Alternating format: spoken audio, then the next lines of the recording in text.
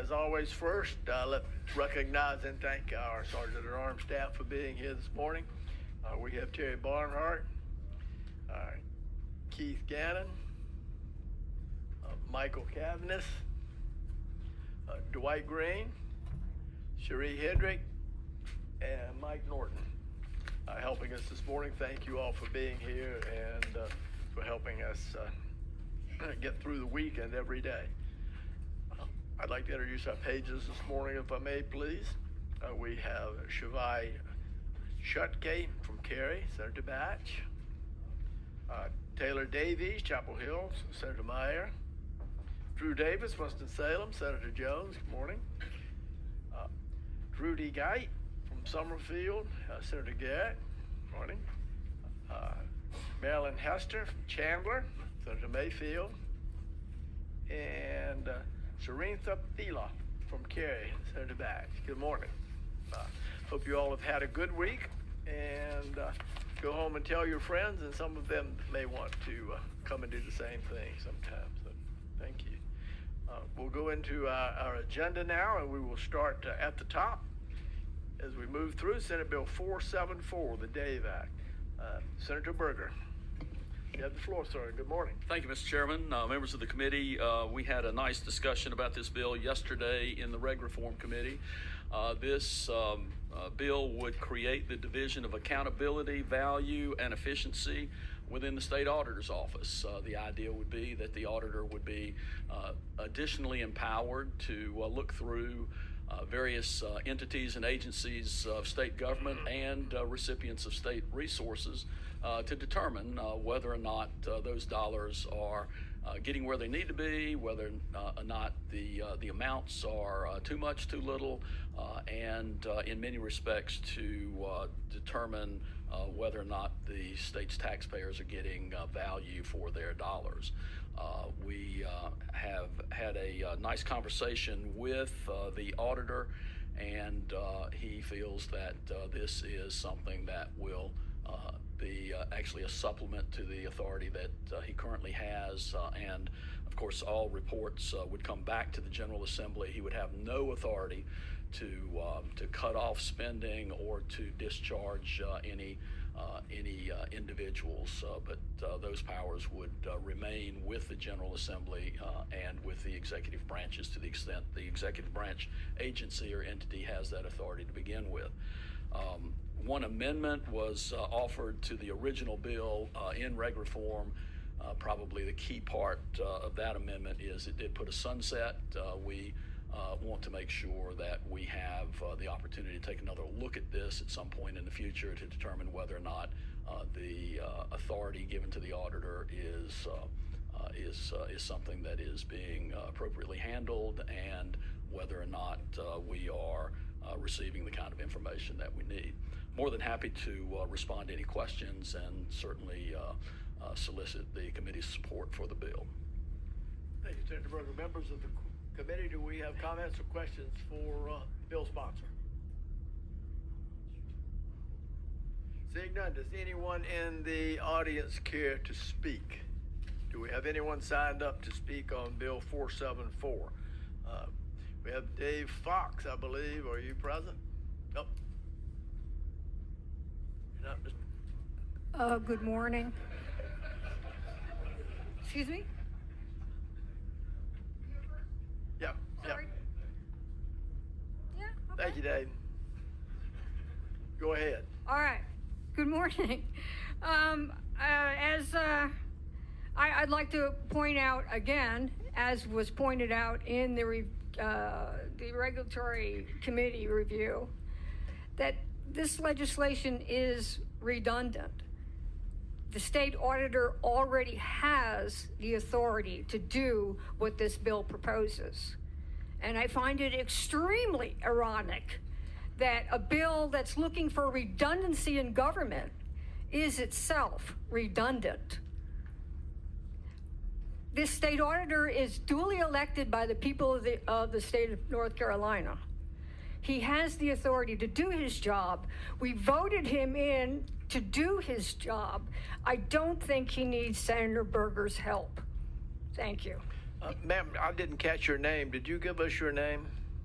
I'm sorry. I'm sorry. My name is Kathy Martin. Thank you, Ms. Martin. Thank you very much. I think you're going to speak on another bill as well. Thank you very much. Okay, Mr. Dave Fox. Good morning and welcome. Thank you, sir. Dave Fox, Office of the State Auditor. We want to just take the time to thank Senator Berger and the bill sponsors for giving us additional tools to make us more effective. Auditor Bullock got elected to be responsive not only to the public, but also to the General Assembly, and we want to use this opportunity to really do that and make good. We will defer any questions to the bill sponsors, but thank you for this additional opportunity to make good on that. Thank you, Mr. Fox. Further discussion or debate from members of the committee? Seeing none, we have a motion for a favorable report on Senate Bill 474, the DAVE Act by Senator Michael Lazar. All in favor will please say aye. Opposed, no. Motion carries. Thank you. Thank you. Thank you, Mr. Chairman, members of the committee. I think I'd like to come back.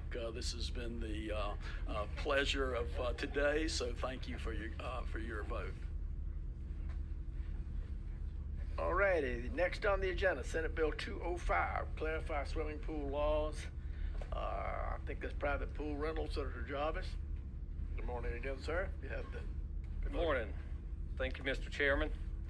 And Senate Bill 205 is really technical in nature. We passed this bill in Senate Bill 166 to address the growing practice of short-term private pool rentals, to ensure our laws are clear and consistent and aligned with the public health and safety concerns. And I would stand for any questions. Thank you, sir. Members of the committee, questions or comments? Does anyone in the audience care to speak? Seeing none, we have a motion from Senator Sawyer for a favorable report on Senate Bill 205, clarify swimming pool laws, private pool rentals. All in favor will please say aye. And opposed, no? Motion carries. Thank you so much. Thank you, sir. Senate Bill 171, modernize master's level psychologist, Senator Berger. Good morning, sir. Good morning, sir. Podium's yours. Thank you, Mr. Chairman. Appreciate it. Members, this bill passed Senate Health Committee unanimously. Master's level psychologists are the longest serving licensed master's level mental health providers in the state, yet they're the only master's level mental health providers regulated under mental health boards that cannot practice independently after a period of supervision. They have practiced under the psychological board since 1967.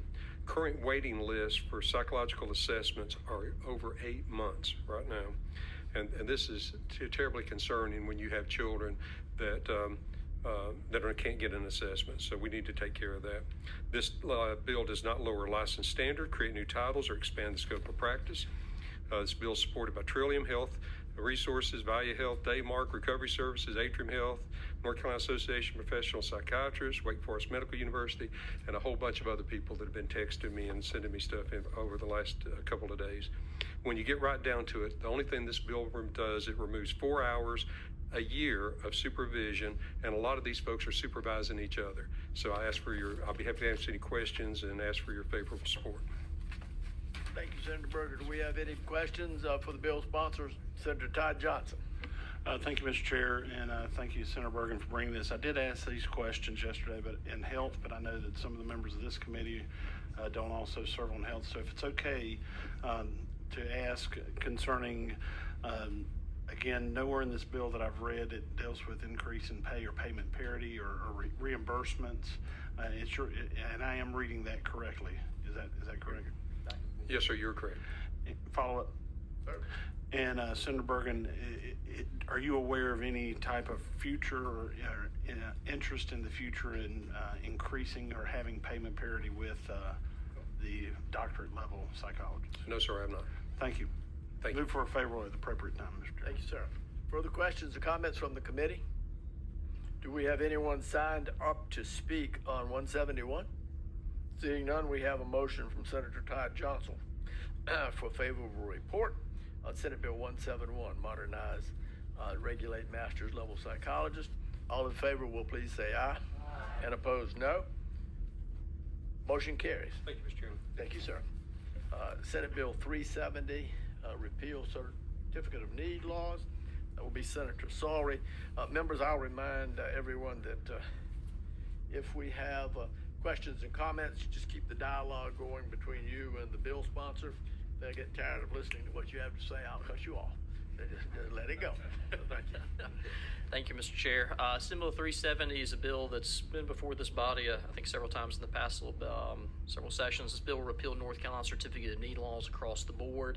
It's been a recurring topic of conversation at the state and federal level. We have one of the strictest CON regimes in the entire nation. I've heard from successive presidential administrations, both Republican and Democrat, since the 1980s about the anti-competitive nature of this law. I would ask for your consideration and welcome any questions from my colleagues on this committee about this particularly important bill. Thank you, sir. Members of the committee, Senator Adcock. Thank you very much, Mr. Chair, and thank you, Senator Sawrey. I appreciate the conversation that you and I had after health yesterday, and my understanding is that this bill is intended as a Kickstarter for a substantive conversation about what we all know is a very complicated issue. I wanted to lift up some comments that were made yesterday because the same speaker can't be here today. Very briefly, when Cody Hand spoke about linear accelerators not just being another piece of medical equipment, but highly specialized, extremely powerful machines that use concentrated radiation to treat cancer, and that removing the CON regulations for them would open the door to inappropriate siting, duplication of services, and a breakdown in coordination of oncology care. And I bring that up knowing that we have speakers here to talk about some other health services that are regulated by CON. So when I hear about an across-the-board repeal, that's what gives me pause. So I just wanted to lift those comments up and continue to say I support you in your effort to have substantive conversations about this. Thank you. Thank you, Senator Adcock. And just to address that briefly, and we did talk about that at the end of Healthcare Committee yesterday. I did issue a call to action with the stakeholders to come to the table and have a conversation, which is something that I don't think that we've done in any real substance over the past 10, 15 years or so. We've had conversations that started, stopped. There's a lawsuit that's pending out there, the Singleton case, that I think would declare the whole scheme unconstitutional. But the healthcare market is complex. It's highly regulated. It's very different in the CON laws that we have in place. I think we regulate 25, maybe 27 different categories of services, facilities, and equipment. A skilled nursing facility is different than a hospital. It's different than a linear accelerator. And you bring up the issue of the linear accelerator. There's a very high-profile example happening right here in Wake County, where the state facilities plan has determined that there's need for one linear accelerator. One major hospital system applied for it, received it, is being challenged by two other major hospital systems. While there are thousands of patients currently enrolled in their oncology program that have a need for those services, I think we can trust our hospitals, and I think we can trust our healthcare providers to make these decisions, and we don't need the SHIC and the state health facilities plan in order to plan this out. It's 2025.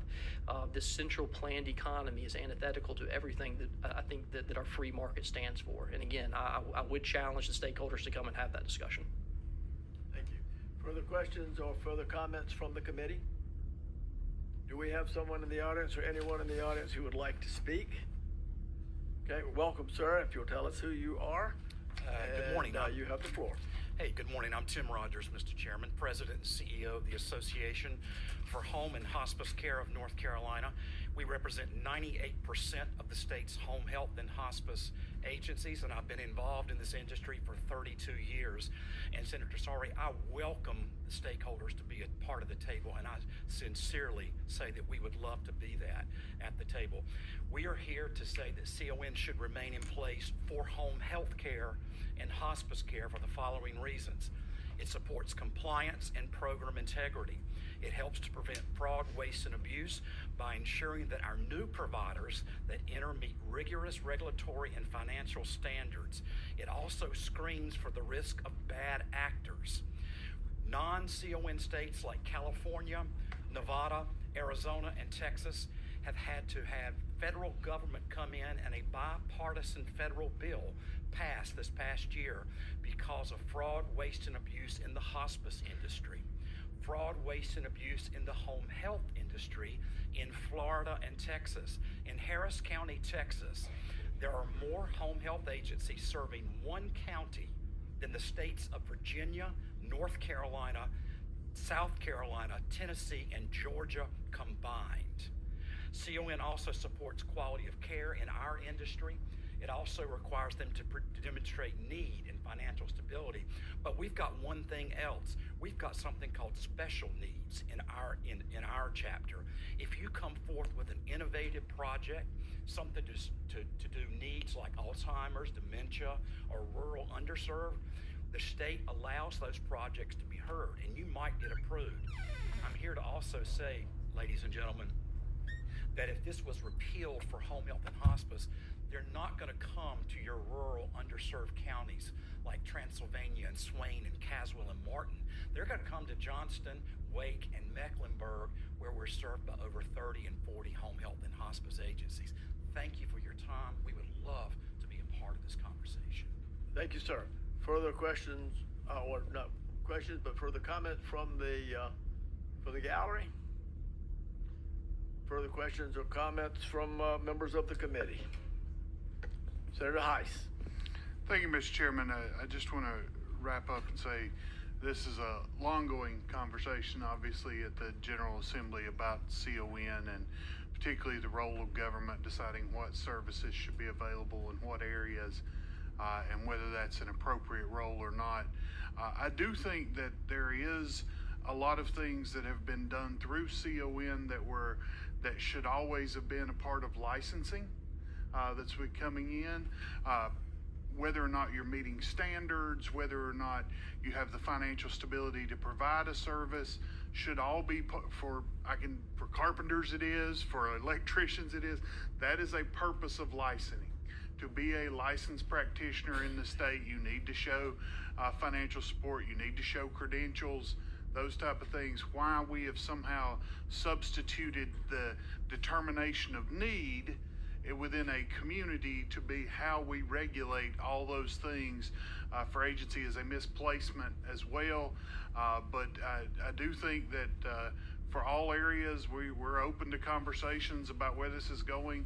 I would be surprised if any agency that has government protecting their competitors from not coming in their region wouldn't be here saying you have to protect this program. That means I don't have competition in my area. I understand why that's the argument. I just don't believe that it's appropriate role of the state to be making those determinations. And with that, Mr. President, I would be honored to move for a favorable report on this bill. Thank you. Any further questions or comments? Seeing none, we have a motion from Senator Heiss for a favorable report on Senate Bill 370, repeal Certificate of Need laws. All in favor will please say aye. And opposed, no. Motion carries. Thank you very much. Senate Bill 507, auto enrollment in advanced ELA courses. Good morning, sir. Senator Corbin. Thank you, Mr. Chair and members of the committee. Thank you for hearing this bill. I'd like to thank my co-chairs in education, Senator Lee and Senator Overcash, and also my co-chair on education appropriations, who's Senator Overcash, for their commitment to education. We chair all the areas of education, but K-12 is very important, and we think we need to make some good improvements for outcomes, and this is one of those things. This is a small thing, but what this simply does is adds the word English language arts to an existing law.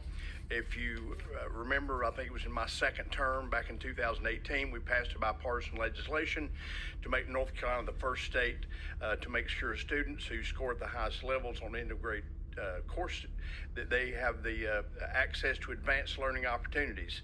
This simply does the same with English language arts, and with that I would commend this bill to you. Appreciate a favorable report. Thank you, Senator Corbin. Members of the committee, do we have questions or comments? Senator Mayfield, good morning. You have the floor. Good morning. Thank you, Mr. Chair. I just want to appreciate that the sponsors have brought this forward. As someone who is a proud liberal arts graduate, all of the emphasis on STEM over the last few years has, which is perhaps not necessarily misplaced, but I do think we have lost the liberal arts side of things and the importance of it. So I appreciate you bringing this forward. Thank you. Thanks, Senator Mayfield. Further questions or comments? Does anyone in the audience care to speak? Seeing none, we have a motion for a favorable report from Senator Mayfield on Senate Bill 507, auto enrollment in advanced courses. All in favor will please say aye. Aye. And opposed, no. Motion carries. Thank you, Committee, Mr. Chair. Thank you. Senate Bill 558, eliminating DEI in public higher ed. Senator Overcash, good morning. Good morning. Thank you, Mr. Chairman. Ladies and gentlemen, we have the oldest and we have the greatest. Yes, sir, Senator Brett. Too early for you? You may. It was really loud, Senator Overcash. You should dial it back a couple. I'm trying to multitask, and I can't do that with your loud voice. Thank you. I understand. Yeah, it was ridiculously loud. We were all on the edge of our seats for your comment, so we'll let him go ahead. All right. We do have the oldest and we do have the greatest system of public higher education in the world. We've excelled at this for over 230 years in this state. However, in recent years, we've seen discriminatory practices, we've seen divisive concepts enter into our institutions of higher learning. It's divided our campuses, it's divided our faculty and our students, and it's distracted us from the key goals of ensuring academic excellence, critical thinking, and ensuring that we have the free exchange of ideas on our campuses. And so this law will bar discriminatory practices, and I won't read all of them to you, but by way of illustration, the first one on page 2, treating an individual differently solely to advantage or disadvantage that individual as compared to other individuals or groups. It will also eliminate the endorsement or compulsory study for coursework and for program success of certain divisive concepts. And again, I won't read all of those to you, but by way of illustration, the institutions will not be able to endorse that one race or sex is inherently superior to another race or sex, or that an individual, solely by virtue of his or her race or sex, is inherently racist, sexist, or oppressive. And finally, or that an individual should be discriminated against or receive adverse treatment solely or partly because of their race or sex. This will also bar offices and positions that promote discriminatory practices and divisive concepts.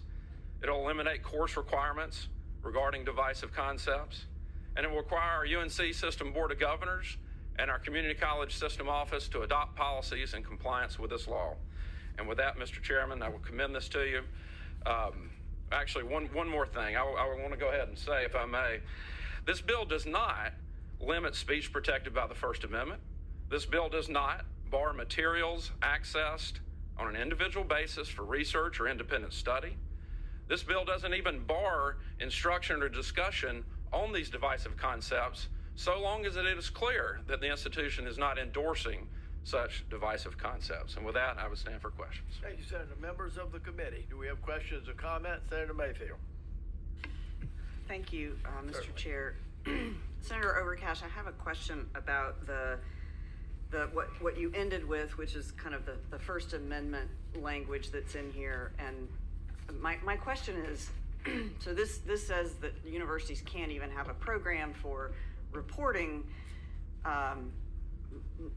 comments and language that don't violate the First Amendment or constitute microaggressions. And my question is, who makes that determination?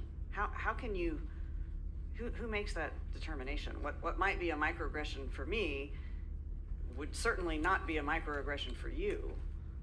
So who decides that? Yeah, I think if we look at the language of it, it's not a question of what is a microaggression, what is not a microaggression. I'll just read it so everybody's on the same page. The constituent institution shall not establish, maintain, or otherwise implement a process for reporting or investigating. So it's the process that's not allowed. And where this is coming from is we've seen several campuses that have created sort of these offices to try to get students to listen to what their fellow students are saying in the cafeteria. Oh, I overheard somebody say this, that, or the other. And it's not been a practical process. It's not gone well in the states where those have been adopted. But it's not about what's a microaggression and what's not. It's about what the institution can set up by way of an office or a group to do that. Follow up? Thank you. So I guess, but again, so I understand that this is saying A university can't set up an office to deal with comments that violate, that are protected by the First Amendment or microaggressions. But the universities are allowed to set up an office to deal with something. I mean, and so again, somebody has to make that determination. You know, if there is some office, there has to be some office for students to bring complaints to about things that happen to them on campus. And then in that, so who decides whether the office is going to be dealing with those things or with First Amendment protected speech or microaggressions? And this seems very extraordinarily vague to me. Well, the important thing to remember is there will have to be a policy established by the Board of Governors or the community college system that mirrors this language. And you have an organizational structure to deal with implementation of the policy. It starts with the Board of Governors and the system president, and each of our constituent institutions, as you know, has a board of trustees that functions much like a board of directors would for a company. You have chancellors at the head of that, provosts, deans, et cetera. And so you have an administrative and organizational framework that can ensure appropriate compliance with this. I don't believe, because it's an overarching policy from the Board of Governors, that it has to be any more specific than this. Okay, I will defer to my colleague, Senator Lowe, who's much better prepared to talk about this. But again, I just, drawing this distinction in this bill when we have issues of First Amendment protected speech being litigated currently in federal courts and that will certainly end up in the Supreme Court, particularly in the context of universities and protests and things like that. This just seems, again, it seems very vague. Senator Lowe. Morning. Thank you. Indulge me a moment. I remember watching a movie called Philadelphia some years ago, about 25 years ago. And I remember when Denzel Washington asked Tom Hanks, what I need you to do is talk to me like I'm a 3-year-old so I can begin to understand this entire discussion. I yet don't really understand what DEI actually is. I've never gotten a clear understanding of what it is. So when you start talking about microaggression, which is a part of DEI, which I don't understand that either, help me to understand what I don't understand. Well, thank you, Senator Lowe. We were very deliberate in this bill in defining what these institutions are not allowed to do in the case of discriminatory practices, and very deliberate in defining what they're not allowed to endorse or require as a part of coursework completion in the divisive concepts. So asking for a definition of DEI is more vague, really, than what this law is doing. So I would commend the committee members, and I read some of the examples, but we have A through L on page 2, starting on line 30 and ending on page 3 at line 5. And these are the very specific, defined, divisive concepts that are not permitted to either be, again, required as a matter of coursework for completion of your degree or for a program set up at one of our community colleges or our UNC systems. And then the discriminatory practices are not allowed at all. And so it was this bill is a very deliberate way to go about setting our institutions of public higher education back toward focusing on academic excellence, focusing on critical thinking skills, and getting us away from these divisive concepts and discriminatory practices as defined in the law. Follow up. Certainly. Can you elaborate on these divisive concepts? Because I still don't know what they are. You're talking like a lawyer. Very, very. And I'm not a lawyer. No, don't tell me how simple you're talking, because I didn't say anything about simple. I said I'm very, very happy to do so. Okay, I'm listening. We'll go through them. I've already read 3 of them. We'll go to the 4th one. Cannot endorse or require as a part of the coursework the divisive concept and teach that an individual's moral character is necessarily determined by his or her race or sex. Cannot require or endorse or require as part of the coursework that an individual, solely by virtue of his or her race or sex, bears responsibility for actions committed in the past by other members of his race or sex. Continuing on, can't endorse or teach as a requirement of coursework that an individual, solely by his or her race or sex, should feel discomfort, guilt, anguish, or any other form of psychological distress because of that reason alone. That a meritocracy is inherently racist or sexist. And if you read down, each of those divisive concepts are outlined in there. And that's not talking like a lawyer, that's reading the very plain language, in my opinion, of what this bill does. Follow up. Can you give me an example where this is taking place in the Carolina system, college system? Give me an example. Senator, the UNC Board of Governors has adopted a policy that's substantially similar to this, not entirely, but substantially similar to this. And I am reluctant to call out specific programs and certificate courses in our UNC system where this has been going on, because the Board of Governors has been working with our constituent institutions to try to stop some of this. And so I don't want to call out examples. You want to create a law, follow up. You want to create a law. So if you want to create a law, call it out. Tell me where this is taking place and what it was. Show me an example. Don't talk over me. Show me an example where this happened. You're creating a law that the state system has to abide by. Fine, that's what you want to do. You got the power to do it. But since you're going to create it, at least show me where this took place, how it took place. Let's listen. Could have done that from the beginning.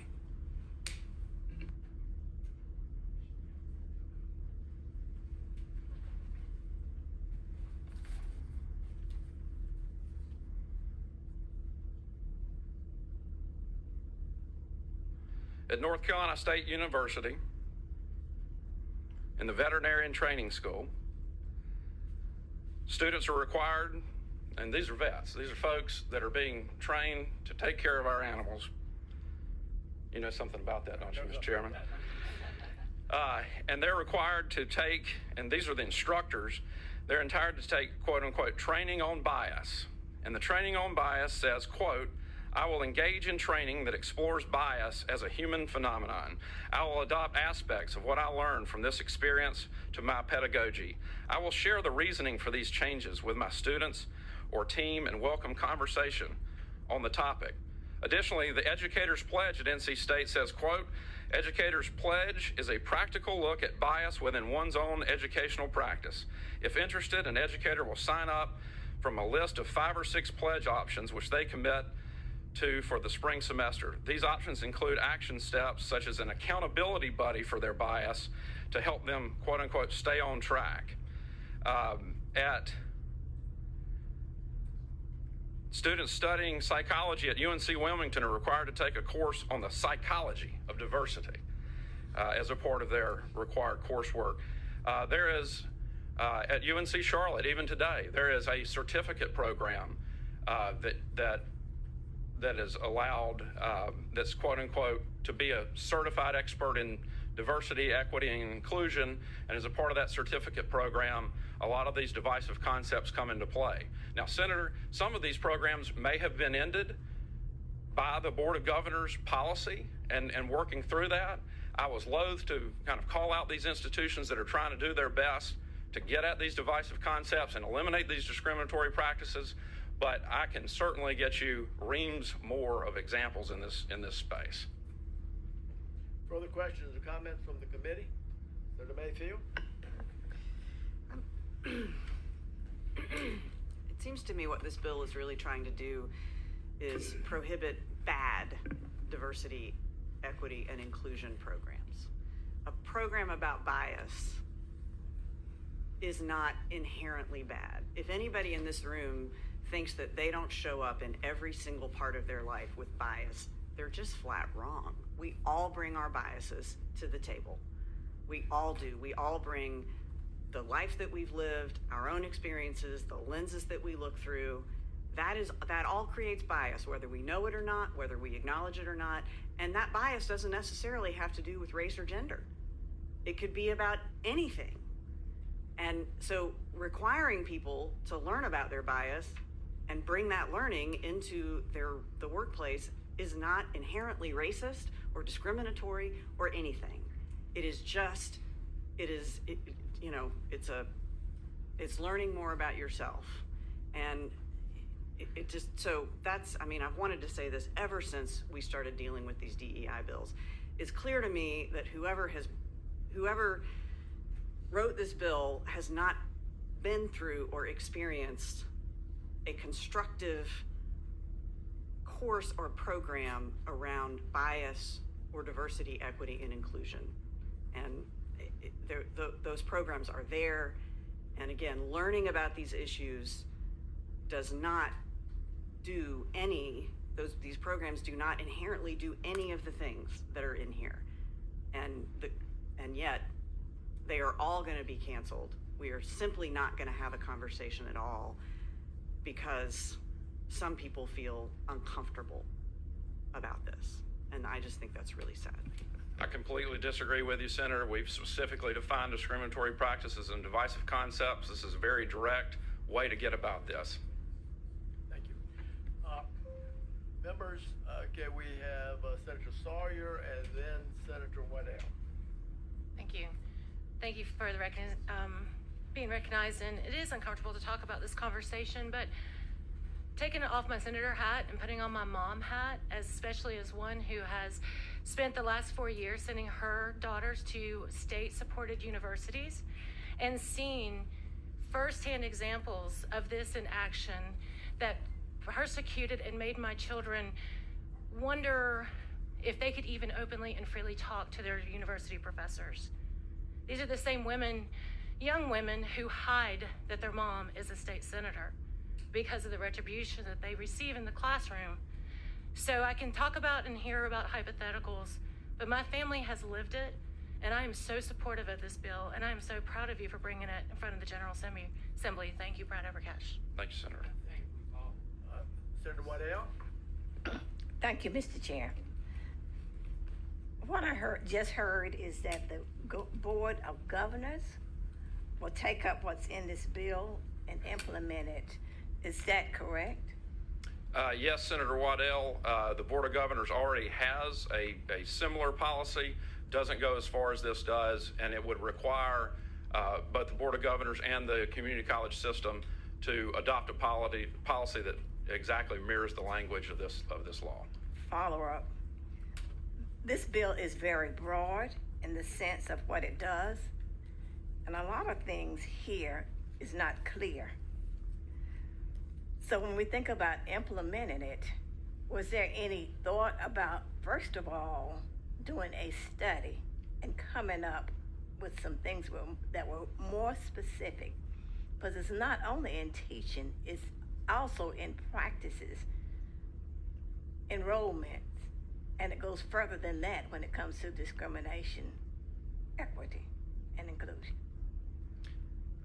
If the question is, did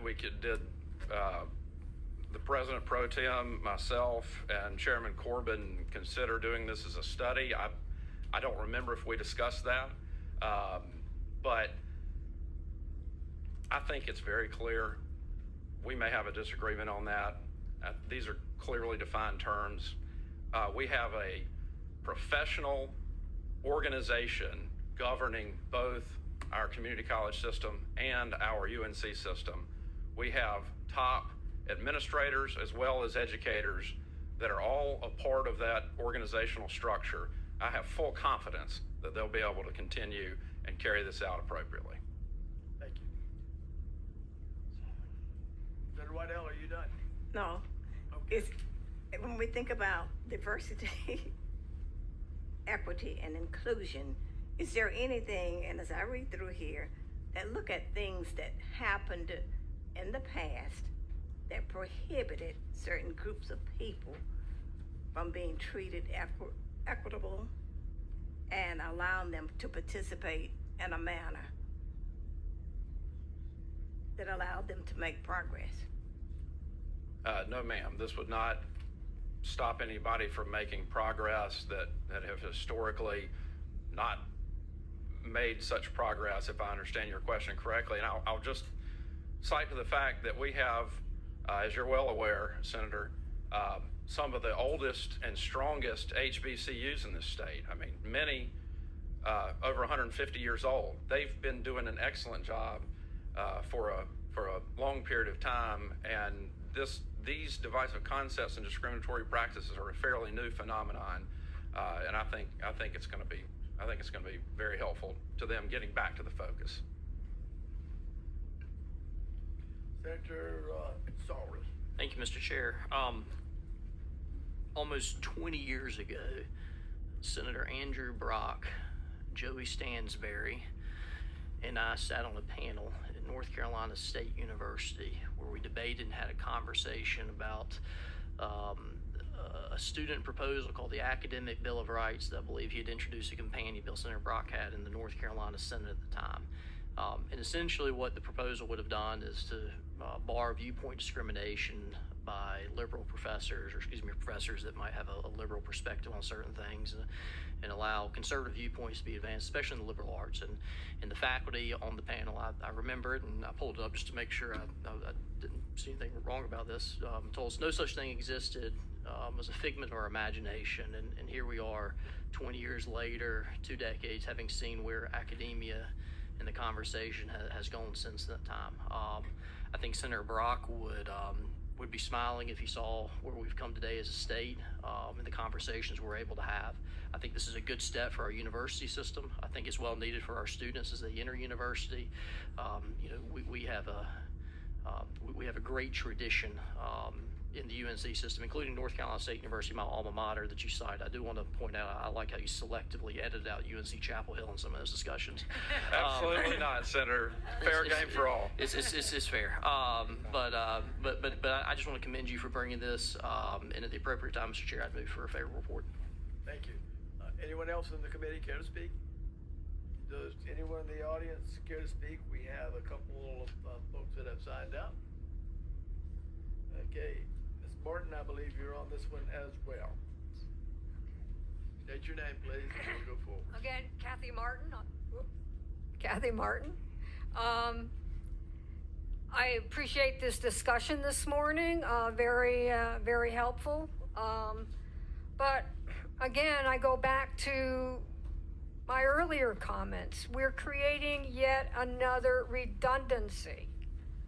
We're looking to streamline government, save money, and do things effectively.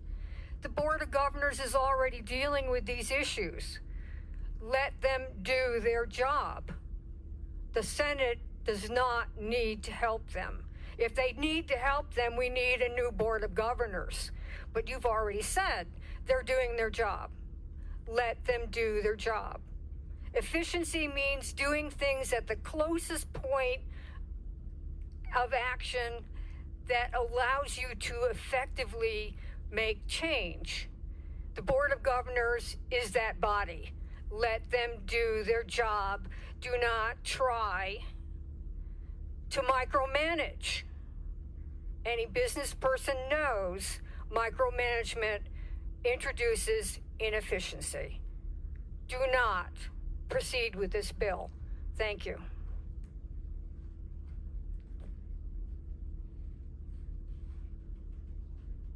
Morning. Hi, Rayla Collins, ACLU of North Carolina.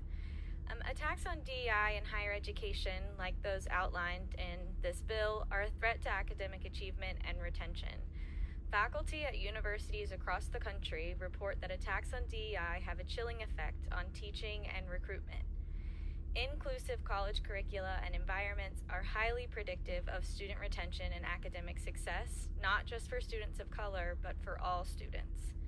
This bill also includes vague language regarding divisive concepts, which raises constitutional concerns. Although defined, there is significant room for differing interpretations. These types of restrictions, whether intended or not, do have a chilling effect, and they result in censorship of curricula on race, gender, and the lived experiences of marginalized groups in the classroom. As the examples given highlight, these restrictions threaten conversations about bias and privilege. Divisive concept bans in education have already been challenged and overturned in several states for being unconstitutionally vague. Institutions of higher education must remain places where academic freedom and diversity can foster, not be censored. In the university setting, principles of academic freedom protect a professor's right to make teaching choices without government censorship targeting disfavored viewpoints. It is critical to protect educators and students' rights to talk and learn about race and gender in schools. Studies have found that learning about racism and its implications has a positive impact on the development of critical thinking skills and critical consciousness, and contributes to improvements in analytical skills across issue areas. Limiting when and how these conversations can occur runs counter to principles of free speech and will erode the quality of education provided at North Carolina colleges and universities. Thank you.